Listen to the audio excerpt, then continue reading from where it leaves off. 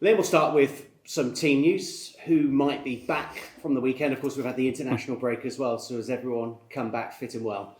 Yeah, all the lads off international duty have come back in good shape. Obviously, the game was Tuesday night, which doesn't help, which isn't ideal when you've got a Friday game, but it is what it is. It's the same for everybody. So, yeah, all the lads have come back okay. And, yeah, we've had Joe and Jamo back this week as well, so that's good. Yeah, we're speaking to Matty today, so presumably he's available for selection. Yeah, he started to ramp up back end of last week, and then he's done a full week's training so far this week. So he's in a good spot. He knows his body better than anybody, so he's in a good place and good to go. Did the international break come at a good time, a bit of a reset? Yeah, I think so. Yeah, I think it was good players and staff. I think just to breathe a little bit. I think to reflect on a challenging period, to then obviously get some time on the grass, some rest as well, and reflect a little bit and go, right, what does it look like for the final eight? And I think that's a big bit, a real big push, in the final eight games. Yeah, how do you reflect now? It's 12 days since the emotions of West Brom. There was a lot of emotion up to and including West Brom. How do you just reflect on the period up to then where results weren't the best? Yeah, it's a tough one. I think, a lot, like you said, I think the key bit being a lot of emotion. Again, I think in terms of how we handle that, how we deal with that, and the balance of, tweaking things to try and get success versus staying kind of true to us and our identity. So that was some of the reflections, I've kind of gone away and had. And, like I said, for me, the big bit is now going into the final eight. What do we transfer from those reflections? What do we transfer from, the experience we've had so far, so that when we go into the final eight games, we can have a real big push. What do you hope will change? I'm starting tomorrow against Leicester. I think it's, like I said, using some of the experiences we've had. So, I think back to not so long ago Ipswich, where for 90% of the game, it was good. It was what we wanted it to look like. A similar one on Sky, obviously, against Southampton, who were on a good run of form. I think it's that. I think it's, controlling our heads and where we're at, and making sure that, we go into the game knowing that, we've been there, we've done it against, numerous sides in this division. We're capable of doing it, and that we go out and do us and work as hard as we can to, keep building on our identity and move in the direction we want to. Often we start at the back and you want to be tight defensively. Do the players have the licence to be creative, free, maybe take a risk or two? Yeah, definitely. I'd never want to play to step on the pitch and feel shackled. I think that's really important. That. So we give them, elements of the structure and ways that they can progress up the pitch. But at the same point, I think it's really important any player when they step on the pitch that, they feel empowered to make decisions. They know we're here to help, support, and of course challenge them and make them better. And that for me is really important. That I think you sign players because what they're good at. It's trying to work hard to tactically get them in a position, but also psychologically get them in a position where they can step on the pitch and be brave and confident and do them. How important are the final 8 games of the season to get some momentum and some positivity going into the summer?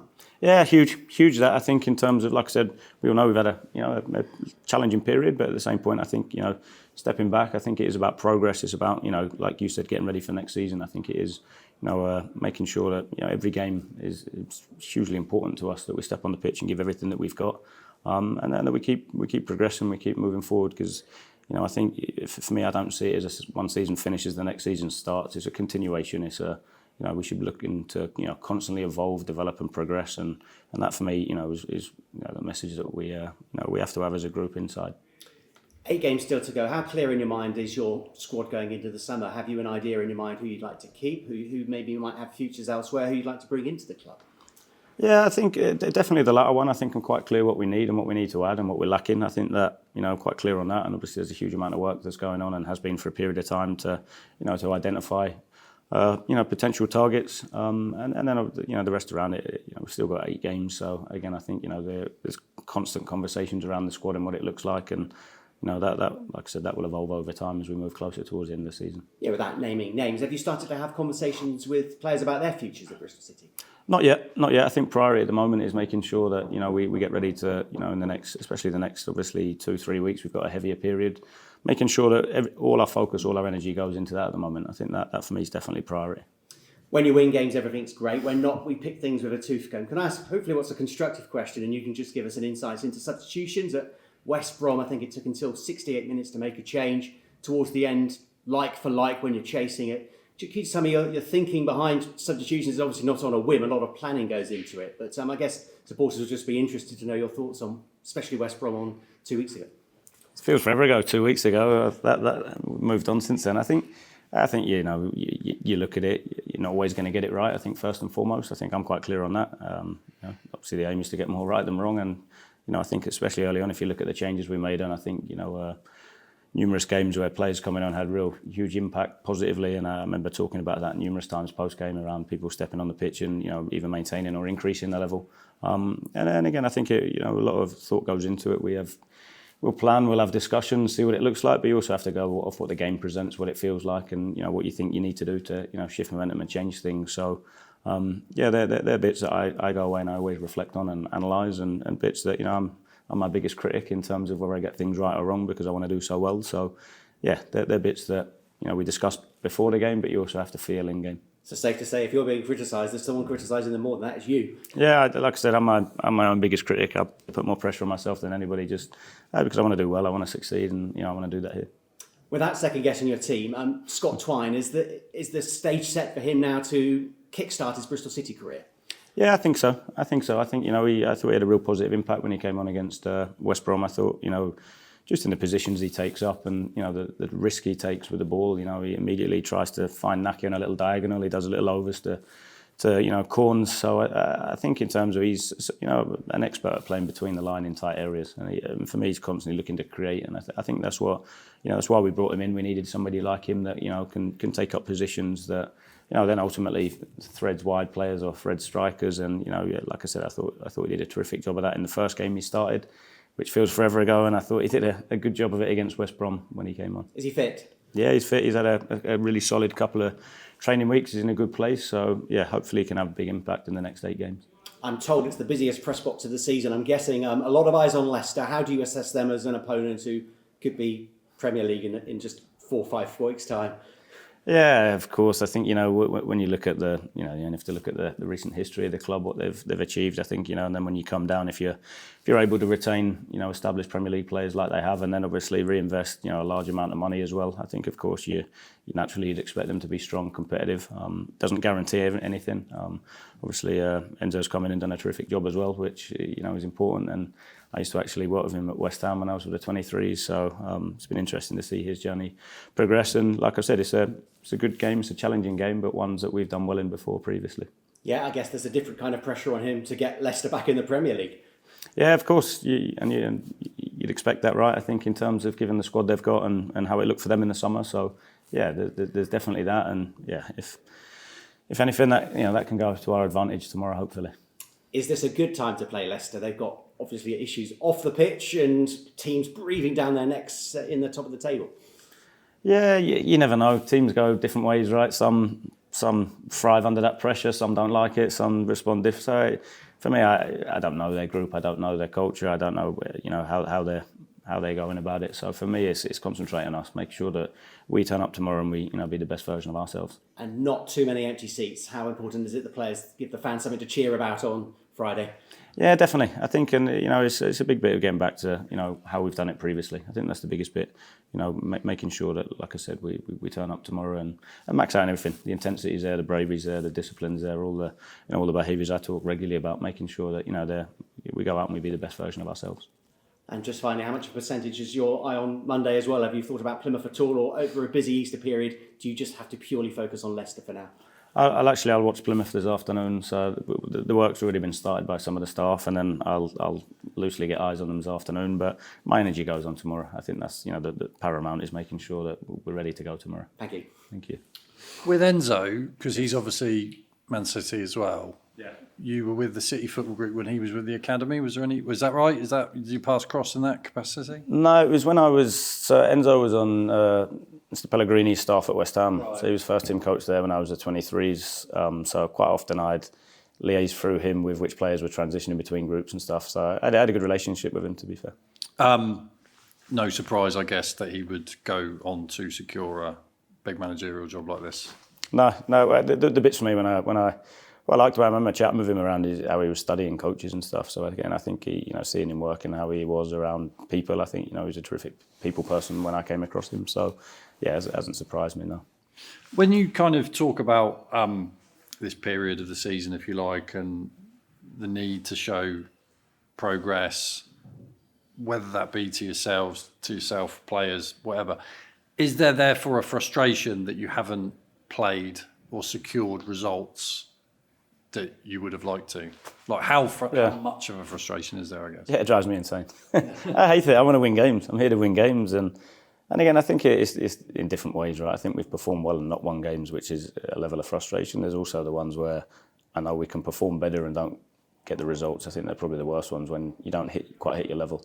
And again, that's the bit I think is such a fascinating game, isn't it, in terms of, you know, why you don't do that or why you don't get the results. You know, like I said, we do analyse everything probably too much at times, but, you know, I do think sometimes it's tactics, sometimes it's psychological, sometimes it's, you know, it might be physically that you're flat out, sometimes it's luck doesn't go your way, which, you know, I think, you know, some of the games where you look at it, and I've watched championship games forever, you know, if you think around it, so many games where there's absolutely nothing in it. It's just what way it falls that day sometimes. And, you know, we have to work harder to make sure they fall in our favour, of course, because the cliches of creating your own luck, I do think you can do that. So, yeah, I'm as frustrated as anybody. But, again, for me, I'll always remain positive. I'll always come in and do, you know, hardest work I can and make sure that the lads are quite clear and step on and go and be, we had a meeting about it Monday, go and be the best version of us. You know, they've got nothing to lose, go all out.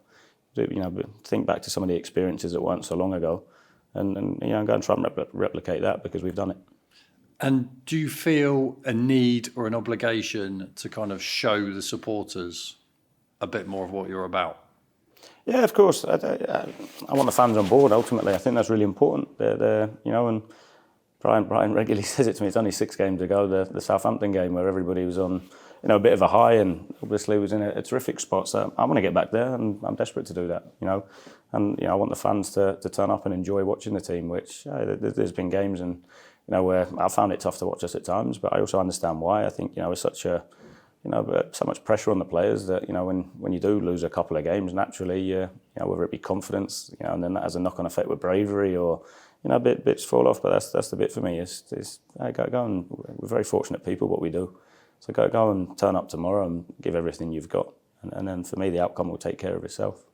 And sort of feeding into that with the confidence thing, this run, if you like, sort of post Southampton. Do you think, like, if each game had been taken in isolation, you could have secured very different results, but kind of one thing has led to another, has led to another, has led to another? Yeah. Would that be fair to say? I do think there's elements of that, yeah. You know, I think back to the Cardiff game where it's a typical championship game. I thought it was quite low quality, but nothing in it. I think if you play that game 10 times, we probably win 3 or 4. They might win 3, and you might draw the rest. So there's nothing in it, but, you know, where you maybe start that game emotionally because of how Sheffield Wednesday was, it kind of, you know, we're not the only side in the Championship to have done it this year. And that's why the big bit is around the next 8 games of building momentum. And, you know, then for me, you can use those experiences that we've had to go, right, in the future, what do we need to do? How do we make sure that we don't, you know, go 3-4 games without winning? I think that it's not about necessarily not losing games, it's about how you do it and how you respond to it. And that's the bit that, you know, we've spoken a lot about is, you know, sticking together. How do you do that? How do you bounce back? So I definitely think there's an element of that where kind of a couple of games has compounded what then happens after that. And some of that's led to me then, you know, trying to tweak things, trying to ease pressure off players, trying to help them and support them in that way, which, rightly or wrongly, I think it's always done with the best intentions, which is, you know, why you probably got the 2 halves in Swansea. You get a real cagey, nervy, edgy first half, then you're probably a bit more confident and front-footed, aggressive second half. So again, I think it's probably similar to West Brom, the last 25, 30 minutes when they're, you know, there's not a lot in the first half, right? Their first shot on target, they score. Right, it wasn't the prettiest, but, you know, I think at the minute, sometimes, you know, the rubber the green. And so sometimes that's quality as well. We need people to step up and deliver in high-pressure moments and do that. So I look at it and, like I said, it's how you use that experience and how do you know, channel it in a way that makes you better. Because I appreciate nothing is ever without context, so you always kind of have to work within the parameters and the situation and the environment, which you kind of talked about there. But how much you coaching the team, how you would like to be coaching the team, or you having to be influenced, as you kind of indicated there, by humans, I guess? Yeah, probably both. We've got a long way to go for it to look like I want it to look. And some of that's, like you said, some of that will be off the back of results and where the group are at and trying to find a way to get them success, you know, to get us success. And also some of it's just profile of player, which, I think in terms of, like you say, in the future, what you'd want to add and how it looks. I think, like Twine, having someone like Twine not being able to have that kind of profiles also then impacts how you play and how you can do it. Same as in injuries. Obviously, you lose Joe and JMO against West Brom, obviously then you have to make certain tweaks off the back of that. So it's for me, we've seen flashes of it since I've been here. Some of the games, I think, Watford away, very close to what I'd want it to look like. Probably what elements of Watford at home as well, where we were very front-footed and be brave. Same as some of the cup games, Southampton it is, and that's how I kind of see football. We want to live in certain phases more than others, and we've had to adapt off certain things on the journey we've had so far. Would you have liked to press more, been a bit more aggressive in that department? Yeah, I would have. And I do think some of that, I think we've done it well at times. QPR thought we did it quite well, but then what we didn't do off the back of it was maybe dominating off duels and second balls, which, we've sat down and we've looked at and you've spoken about. And some of it, when you look at December, January, February, to be able to press when you've got a game every 3.5 days, the physical output, it's been challenging from that perspective. And, elements, chance creation, Southampton, which was, a terrific performance, was more us creating quite a lot on counter-attacks. So it's almost that balance. We've at times found it hard to beat a block. So rather than dominate the ball and force them in the block, how do you? So there's so many factors go into it. In general, it doesn't change what I want the game to look like across the course of a season. It might look different in certain games depending on the level and who you're playing against. But in general, I want to be a team that gets after it. I want us to go and engage higher. I think we've got players that have got terrific legs and the capacity to run, but should need to do it off an organised. Don't want it to look like basketball where it's just complete end to end, because that brings different challenges in conceding lots of chances on the counter. And I want us to be a team that has the ball but with purpose. And that's something that I've spoken to the lads about. Being direct, getting crosses in, getting people in the box, having shots, taking players on, etc. So, and again, I think some of that comes from a little bit of a transition of. When you've added a large element of playing off the structure, sometimes people obsess too much on that rather than going, well, you're free off the structure, but play off your positions because then you can repeat good. On Matty James being back, he's one of these that when he's not in the team, you appreciate, from an external perspective, I'm sure it doesn't happen here, but you almost appreciate his presence more when he's not in the team because you kind of see what he does when you don't see what happens, if you know what I mean. That's not been detrimental to the guys who've stepped in. But I'm just wondering, from your perspective, what do you think he brings that's so influential and important? Yeah, I think hence he's captain, right? I think his leadership and his responsibility is excellent. I think, I have a terrific relationship with him as well. I think there's that. I think there's his physicality, when you look at it, how he is in duels, and I think he does a lot of that where he regains and intercepts a lot because he uses his body well, and then technically he's a good footballer as well, right? He's got a terrific range on him, and again I think when you look at it, a whole culmination of things that are massive for what the group needs. So having him back's a huge bonus. Jason Knight and Mark Sykes, so that you're probably not going to say, but could they start? Yeah, I think so, yeah. And with Scott obviously coming back into the mix, again, you're probably not going to say, but you've sort of indicated that he could play as a 10, or as he has played as the 10, or to sort of slightly to the left when it was him and Knight against Watford when you lined up with the two playmakers. I'm just wondering, obviously, Jason played a bit deeper in that last 25 against West Brom. Has there been any consideration to move him, whether that be deeper or whether that be a little bit wider, to kind of make room for Scott? Yeah, there's the potential. I think you have to wait and see, right? Yeah, no, I know. There's the potential. I think, when I look at it, like you say, it's getting people in positions to bring their strengths to the team. And again, that's sometimes a balance of who plays with who. Sometimes it's, how the team works. So, like I say, with Twine, he can start centrally or he can play wide and come in from the side. So you've got that. The same as Knighty, I think, in terms of just how he triggers the press and his energy higher up and, getting us up the pitch. I think he does a terrific job of that as well. So it's definitely not, I know he's played there before. I know he played there for Ireland the other day as well. So I know he can do it. So it's definitely something that we'll consider. Thanks, Tim. Ayman obviously made a good step back the other day. I just wondered, how's he come out of that? Okay.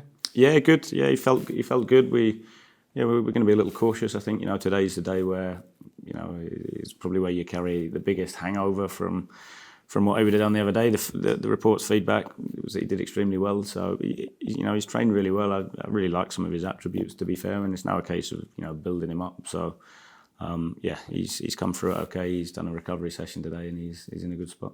Yeah, you mentioned his attributes. Obviously, he's a player that fans kind of haven't seen for nearly 2 years now, almost.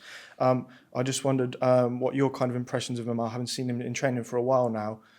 Just what you think his main attributes are, and where you kind of see him potentially fitting in the future, whether that's in one of the midfield roles or maybe even a bit further forward. Yeah, definitely see him further forward. I watched a lot of video when I came in, actually, of when he was fit and playing. And again, I think when I look at his qualities, I think it's definitely top end of the pitch. I think he's quite creative. He's technically very good, and he drives forward well with the ball. I think he's got that low centre of gravity where he can change direction quite quickly and then drive forward. He's quite powerful for his size. So he's definitely got some really interesting attributes. And the challenge now is making sure that we keep him on the grass so that he can bring it to the team. Yeah, and looking at Leicester, you mentioned earlier about the games against Southampton and Ipswich. You've obviously proven that you can really give these so-called top teams in the league a really good game and really impose yourself. That must give you so much confidence going into tomorrow, particularly at home as well, in front of the home support. Yeah, no, it has to. I think we have to use experiences to be better. So that would be a key thing for the lad to turn up and replicate the level we're capable of. I think that's so important that like I said, eight games to go, starting with a terrific challenge, a terrific opportunity tomorrow, and let's make sure that we use the experience we've had and we go and try and hit the level we know we're capable of. Yeah, and in terms of hurting Leicester themselves, they've conceded 33 goals this season, 12 of those being from set pieces. So is that an area you've kind of located and maybe done a bit of work on over the international break? Yeah, same as what we always do, to be fair. Pat does a terrific job, in terms of analysing them. Obviously, looking at what we've got and trying to come up with ways. I have to say, I think he's done a terrific job. And it's such a big part of the game, right? The number of goals scored and conceded from set pieces. So yeah, we'll do the usual work and make sure that we do everything we can to defend and attack both boxes really well. Yeah, and obviously I know he won't feature again this season, but I just wondered if there was any update on Sam Bow, whether he's kind of had surgery yet, or just an update on him. How's he doing? Yeah, he's had his surgery, which went well. He's off his crutches now as well, so he's terrific. We actually gave him an activity to do. So just before the international break, he brought his laptop in. We put a Leicester game on it, sent him home to do the analysis, and then he came in and presented to me and James Krause, the coach analyst. So we sat with him, and he basically did a full-on analysis of Leicester and kind of broke down how they set up, what do they do, what are their trends, what are their strengths, what are their weaknesses, and he presented it back to us. So I think that for Balley, I think in terms of where he's at, learning the game, studying the game, and it's funny talking to him because he had a real appreciation of how many hours it takes to put together a 15-minute meeting for the team. We tend to show the lads about 8-10 clips, but it takes probably about 15 hours to get those 8-10 clips, to identify the trends, to narrow it down, to pick the best ones of how we want to play, etc., etc. So he definitely had a real appreciation of that. And the other bit in terms of how you watch the game, when you're analysing a game, and I think when you become a coach, it's hard to watch the game for enjoyment anymore. You're constantly trying to observe where's space, what are they setting up, free men, how do you hurt this, how do you hurt that, and it was I think it was good for him to have a taste of it. Cool. Is that something you've done before with players, or is that like a new thing? No, I've done it before. I think I think if you can get players thinking like coaches and thinking around why they do certain things, it definitely helps when you step on the pitch. I think it's no coincidence when players get older in their careers, I think, and more experiences because they understand what they're doing more. So again, I think we're trying to fast track that. We're trying to put, especially when players are injured, I think there's sometimes a danger that you can just leave them in the treatment room and that's it. So again, I think having them around it and still learning is important. And we've done it before. We've done it before where players have done that and then presented to the team. So I'll always go through it, vet it, and they'll run it through me. But we've done it before. Did it with MK with Bradley Johnson. To be fair, he analysed the game and then stood up and presented. Which, until you've done it, standing in front of 30 faces that stare back at you with very little emotion, it's quite a daunting thing. So we haven't got Balley to do that yet, but maybe one in the future.